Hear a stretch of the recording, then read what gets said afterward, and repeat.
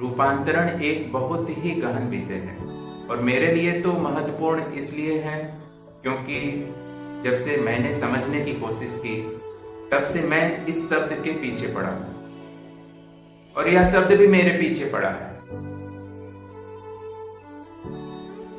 बचपन में जब अध्ययन काल में बिखरी हुई चेतना को जो वस्तुओं में जा रही है, मित्रों में जा रही है, खेलने कूदने में जा रही है, खाने पीने में जा रही है, उसको केंद्रित करने की जब बात आई तो आसन, प्राणायाम, ध्यान की शुरुआत हो गई, जो बहुत सहज था, मेरे संस्कार में था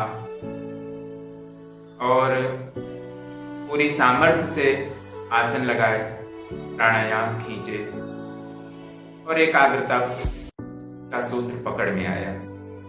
युवावस्था में जब आकर्षण, विकर्षण, प्रतिस्पर्धा, पैसों का महत्व, इन सब विषयों से लेकर जब मन व्यथित हो जाता है तो प्रारंभिक काल में जो आपको सहयोग मिला है मन को एकाग्र करने के लिए, वही सहयोग आगे भी बना रहता है, मेरा यह मानना है।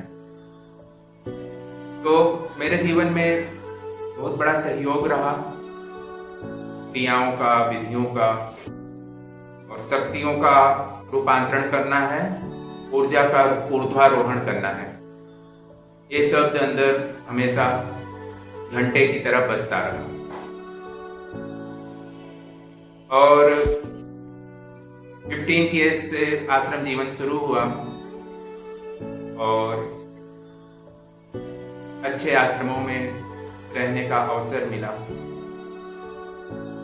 वहां पे अवसर मिलता है, स्वतंत्रता मिलती है जीवन को गढ़ने की, अथवा एक जो प्रवाह है, आश्रम जीवन में भी एक प्रवाह है जो आपको अधिक से अधिक बाह्यमुखी करता है, अधिक से अधिक पद प्रतिष्ठा के पीछे ले जाता है।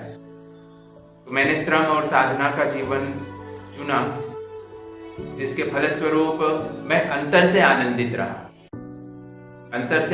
रहा, बहुत सारे अनावश्यक करके देखने वाले कर्मों के बंध से बचा रहा। लेकिन युवावस्था में जो हार्मोन्स प्रभावी हो जाते हैं, उसका ट्रांसफॉर्मेशन कैसे हो, यह बात तो कहीं पे आई नहीं। और विचारों में, भावनाओं में, शारीरिक परिवर्तनों में जो अंतर्द्वंद एक बना रहा, दिशा और दशा में जो एक भेद बना रहा, उसके हेतु फिर सहज जीवन अपनाया और रूपांतरण की बात यहीं पे लंबी हो गई, क्योंकि उस समय वह योग्य मार्गदर्शक अथवा वह वर्कशॉप नहीं मिली जो खास इस वस्तु पर अपना मार्गदर्शन दे रहे हैं। और यह मेरी बात नहीं है, यह सभी युवाओं की बात है। हम गुरुकुल तक तो युवाओं को ले जाते हैं, लेकिन उसका उपयोग आध्यात्मिकता की पराकाष्ठा को छूने में हो सके, वहां तक पहुंचाने में शायद असमर्थ हैं। ऐसे किसी सिस्टम की आवश्यकता क्यों है? क्योंकि क्या महत्वपूर्ण है, जीवन में क्या महत्वपूर्ण है, इसी का निर्धारण नहीं है। तो हमारे अंतर में जो चल रहा है उसको हम किस दिशा में ले जाएं, और जब उसको सही दिशा नहीं मिलती है, उसको उसका डेस्टिनेशन, लक्ष्य नहीं पता रहता है, तो वह बिखर जाती है। और बिखरती कहाँ है?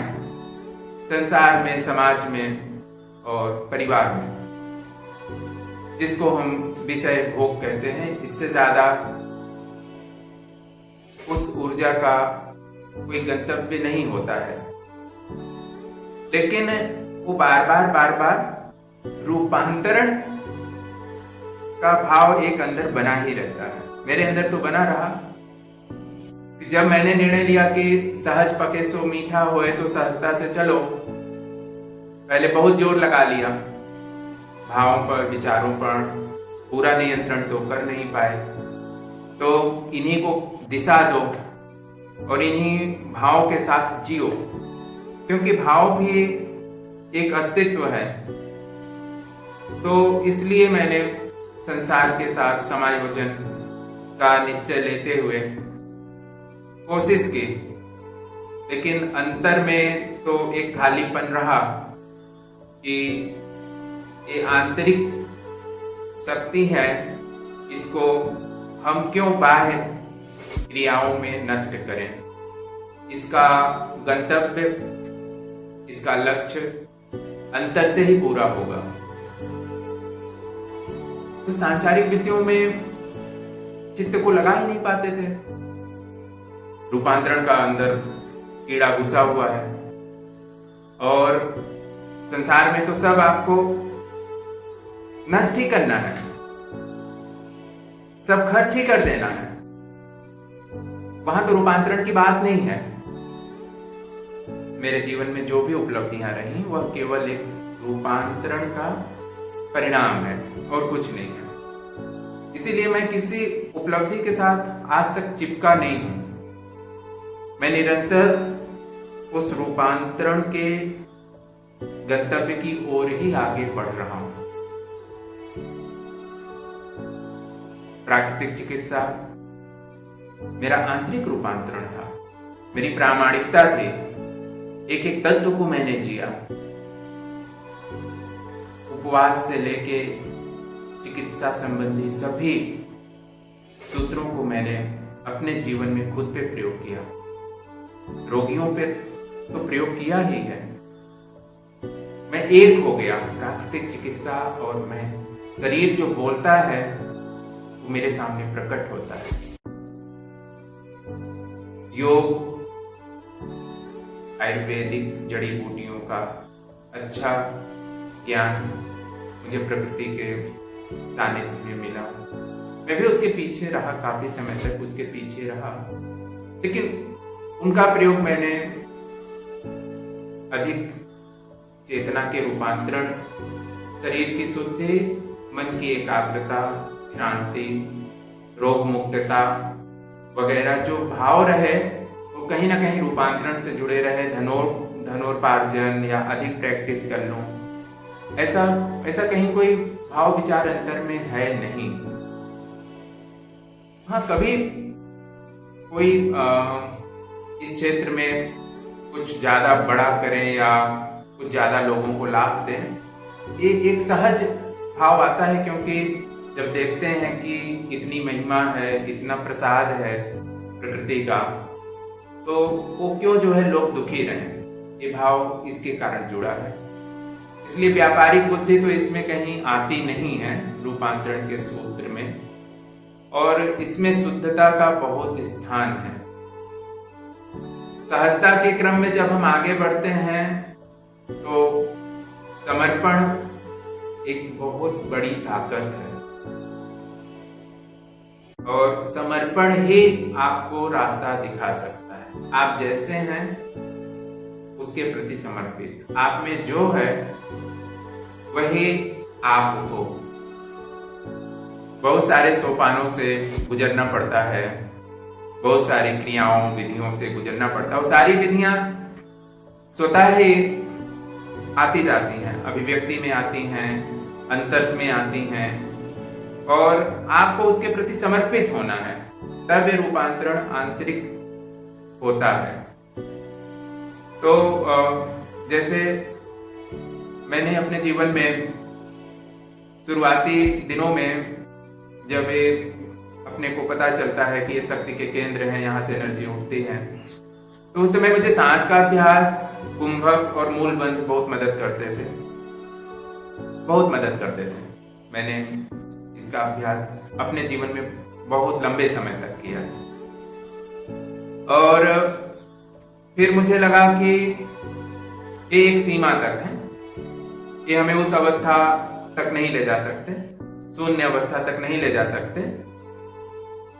तो मैं भाव प्रधान साधनाओं को, क्योंकि मेरे स्वभाव के ज्यादा अनुकूल हैं भाव प्रधान साधनाएं, बचपन से ही मैं डूबने वाला इंसान हूं। डूबना मेरा एक प्रधान स्वभाव है, गुण है, स्वभाव है। तो डूबने के लिए गायन और नृत्य ये दो प्रधान साधन हैं। रचनाएं भी होती हैं, सृजन भी होता है, अलग अलग कलाकार हैं, कला में डूब जाते हैं। कुछ छोटा सा भाग मेरे जीवन का रहा जिसमें मैंने सृजन, लेखन और ये किया, लेकिन ज्यादा मुझे गायन और नृत्य के प्रति ज्यादा रुझान रहा, तो मैं नृत्य के साथ ध्यान के प्रयोग करने लगा। हालांकि मैंने कभी ओशो के किसी भी कार्यक्रम में नहीं गया, लेकिन कुछ मुझे मित्रों का परिचय हुआ, तो मुझे लगा कि कहीं ना कहीं ओशो भी वही बात कह रहे हैं जो मेरे अंतर में है। तो मैंने उसको जारी रखा और डूबने का अभ्यास मेरे जीवन का एक महत्वपूर्ण सूत्र रहा रूपांतरण के लिए। और मेरे साथ कोई भी रहा हो, मैंने पूरी प्रामाणिकता के साथ ऐसे वातावरण को चुना, ऐसे साथियों को चुना, और मैंने लगातार अपनी आंतरिक चेतना को एक गंतव्य, एक शिखर अथवा एक शून्य जहाँ पे कुछ भी नहीं है वहां तक ले जाने के लिए रूपांतरण की इस यात्रा में शरीर के इस पड़ाव पर, इस पारिवारिक सामाजिक जिम्मेदारियों के साथ अब वो चीजें भी छूटती जा रही हैं। अब अंतर में एक स्थिरता आती जा रही है, जैसा लग रहा है कि कुछ करने की आवश्यकता नहीं है,